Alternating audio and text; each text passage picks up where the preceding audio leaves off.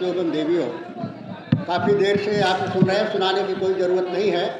मैं केवल एक निवेदन जरूर करना चाहते हैं कि जो सारी बातें हुई हैं उसके लिए ज़रूरत इस बात की है कि जो हक अधिकार हमारा संविधान ने दिया है, बाबा साहब अम्बेडकर ने दिया है, आज उसे संविधान को बड़े सुनियोजित तरीके से समाप्त करने का प्रयास किया जा रहा है। इसके लिए ज़रूरत इस बात की है कि जागरूकता हम लोगों के पैदा करें कि संविधान क्या है, संविधान ने क्या दिया है हमें, और संविधान छिन जाएगा तो हमारा क्या छिन जाएगा, इसकी जानकारी होनी चाहिए।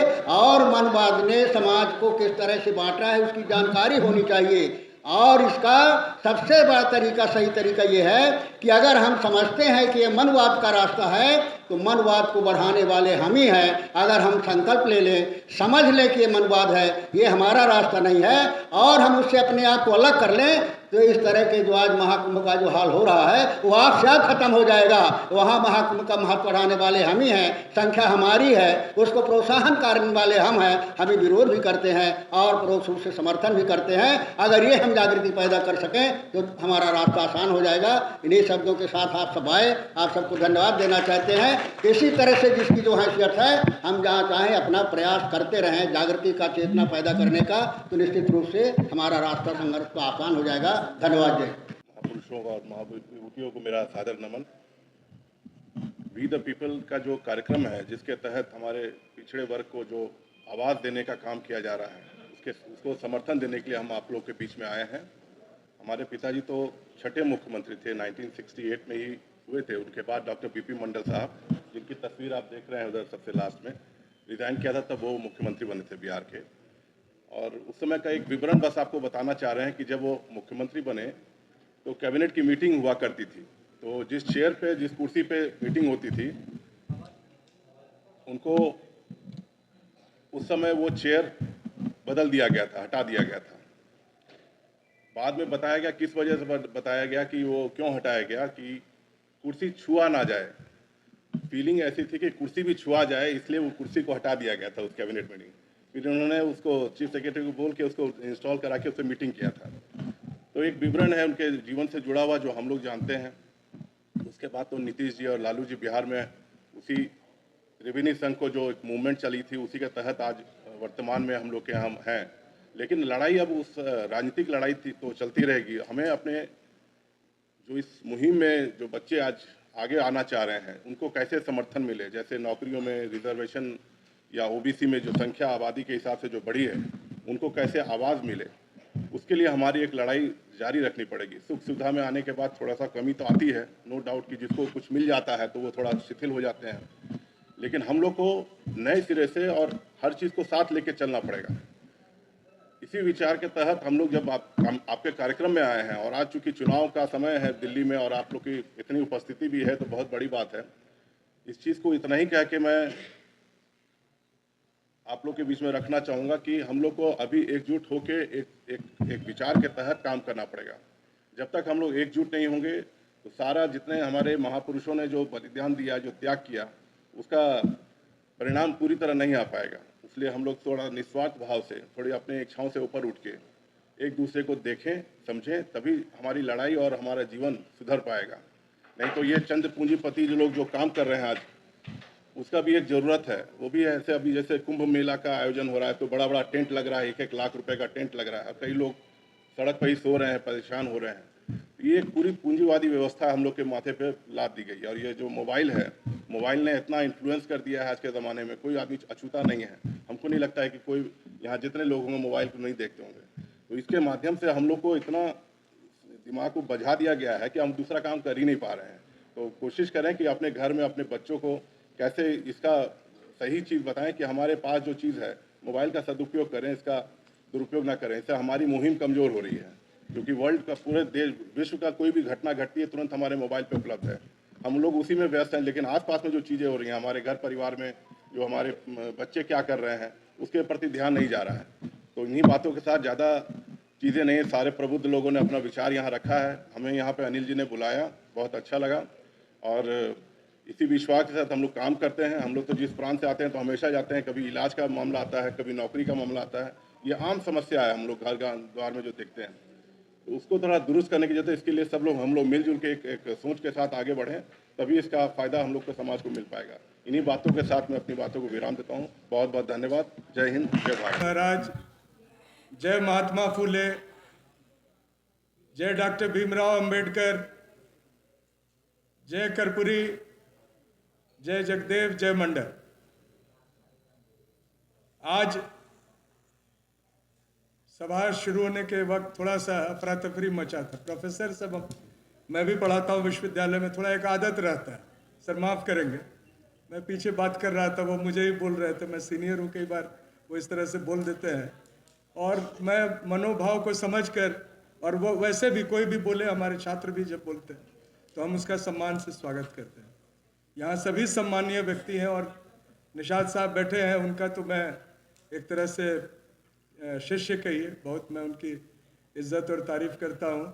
बलराज मलिक साहब हैं, और एक खास बात है कि बीपी मंडल बिहार के जब पिछड़े वर्ग से मुख्यमंत्री, सबसे पहले पिछड़े वर्ग का मुख्यमंत्री बनना था, और उस समय जो सामाजिक माहौल था, जो सोशलिस्ट पार्टी थी, उसमें मांग उठ रही थी कि अधिकतर 67 और 70 विधायक ओबीसी है, तो ओबीसी का मुख्यमंत्री क्यों नहीं बने, और एक त्रिवेणी संगम बना था जिसमें ओबीसी की 3 प्रमुख जातियां ने मिलकर एक मुहिम छेड़ा था, जिसमें जो कोयरी समाज के लोग थे, यादव समाज के थे और कुर्मी समाज के थे। उनके नेता सतीश प्रसाद सिंह थे।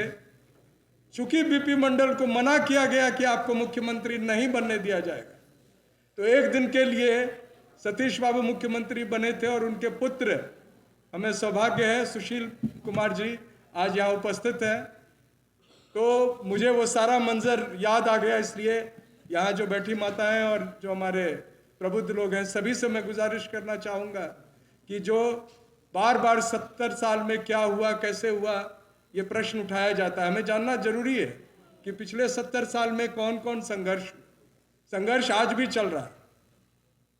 सुशील जी से मेरी बात हुई कि यूपीएससी में इनकी बेटी फॉर्म भर रही, और उसमें ओबीसी का आरक्षण है 27%। उसमें आपको नॉन क्रीमी लेयर सर्टिफिकेट लेना पड़ता है, और उस सर्टिफिकेट को इतना मुश्किल बना दिया गया है कि कोई वकील भी चाहे तो उसको तुरंत नहीं भर सकता है। एक साधारण ओबीसी का छात्र जो क्लेम करता है, जो आईएएस बनना चाहता है, कलेक्टर बनना चाहता है, आप ही के घर के हो सकते हैं, उनको किन मुश्किलों का सामना करना पड़ रहा है। और ये जो आज मंच है वी द पीपल के साथ साथ जो भी सहयोगी संगठन है, एक छात्र हमसे पूछ रहे थे कि आप क्या कर रहे हैं, हम लोग उसी नैरेटिव को संसद तक पहुंचाना चाहते हैं। संसद में जो लोग बैठे हैं, कई बार, और मैं अभी बात हो रही थी संविधान की, संविधान के द्वारा ही हमारे कुछ हितों की रक्षा की जा रही है, लेकिन उसी संविधान को गलत ढंग से उसका इस्तेमाल करके लैटरल एंट्री कर दिया गया।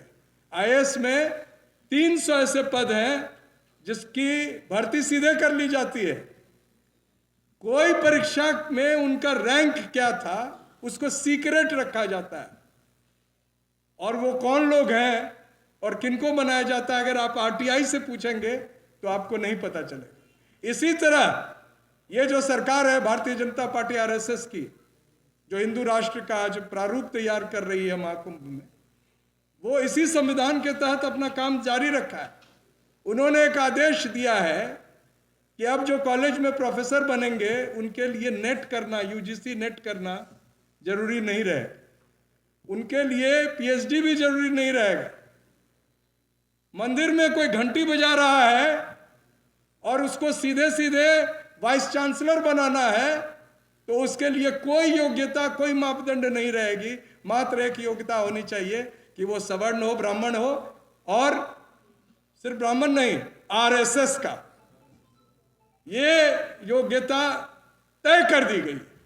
और संघर्ष इसी कॉन्स्टिट्यूशन क्लब से हमें, इन्हीं सब जो हम लोग बातचीत आज कर रहे हैं, ये हम लोगों का सौभाग्य है कि इतने बड़े राज्य में, दिल्ली प्रदेश में, आज जो भी आज यहाँ बैठे हैं और जो भी हमारे साथी यूट्यूब के चैनल के माध्यम से इस बात को देश के कोने कोने में पहुंचा रहे हैं, वो इस संघर्ष का हिस्सा है। आपसे कोई पूछेगा कल कि जब देश लुट रहा था, अडानी को बिक गया था, आपके बच्चों को फिर से वो जो अभी डॉक्टर रतनलाल बोले कि दूध दूहने के लिए, सब्जी उगाने के लिए, जूता सीने के लिए उसी दायरे में रखने का तैयारी चल रहा था, तो आप क्या कर रहे थे? हम कम से कम कॉन्स्टिट्यूशन क्लब में आकर इस बात की चर्चा तो कर रहे थे, वहां बैठे तो थे, इस बात को सुनाने का प्रयास तो कर रहे थे।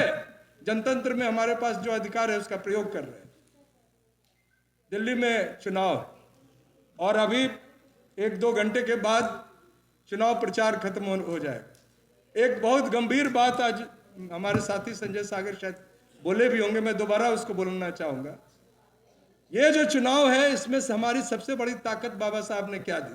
वोट का अधिकार। उस वोट के अधिकार को लगभग निरस्त कर दिया गया। उसको झांपने के लिए कहा जाता है महिलाओं को 2,500 रुपए देंगे, 2,200 देंगे। बीजेपी कहती है कि महाराष्ट्र में हम जीत गए क्योंकि महिलाओं के बच्चों को नौकरी मिले कि नहीं मिले, उन्हें 2,000 का हमने प्रॉमिस किया, वो और 500 रुपया सिलेंडर का प्रॉमिस किया, इसलिए हमें जम के वोट मिल गए।